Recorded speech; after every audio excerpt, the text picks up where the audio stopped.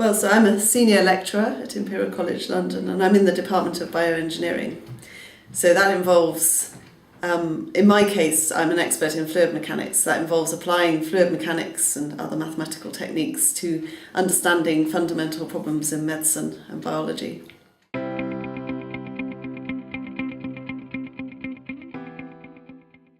This is work that's been inspired by the fact that patients who've had cardiac failure in the past often have a very poor prognosis. And one suggestion is that actually it's their 24-hour cycle that's out of sync. So we all have a 24-hour cycle which is caused by a gene called the clock gene, and that does various processes, physiological processes for us at regular intervals throughout the day. And if that gets out of sync, which maybe it does that in cardiac failure patients, and that's why they have a particularly poor prognosis. So what we've been doing is analysing heart rhythms to try and extract the 24-hour cycle, which has been hard work enough in itself because, of course, the heart rhythm varies a lot during eating and exercise and all sorts of other things that we do, and those aren't the 24-hour cycle. So we've first of all been extracting that, and then we're trying to look to see if that actually in the heart failure patients is on a different phase, out of phase with that which it is in the healthy patients.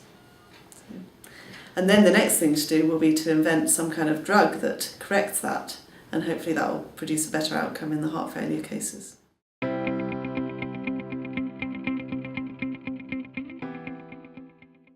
Well, my degrees were in mathematics and a PhD as well, and then I decided that so I did my PhD in fluid mechanics, but it was a very theoretical application of fluid mechanics. It was something that could be done in experiments, but it was really for interest rather than for any practical application, and that was great. I really enjoyed it, but I thought at the end of the day that I'd rather do something that might have some kind of ability to help people at the end of the day. So I went on to look for postdoctoral work that could do that, and found this postdoctoral work on blood flow, looking at atherosclerosis, this disease of the arteries that is responsible for killing a large proportion of people in the Western world.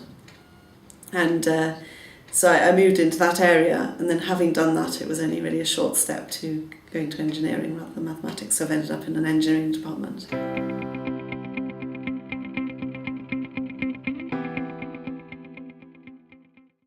I really like maths a lot. I loved it as an undergraduate and then as a PhD student now, and so I really enjoy using mathematics to understand more about diseases and ultimately to have an impact on people's lives, because that's the reason why we do it at the end of the day.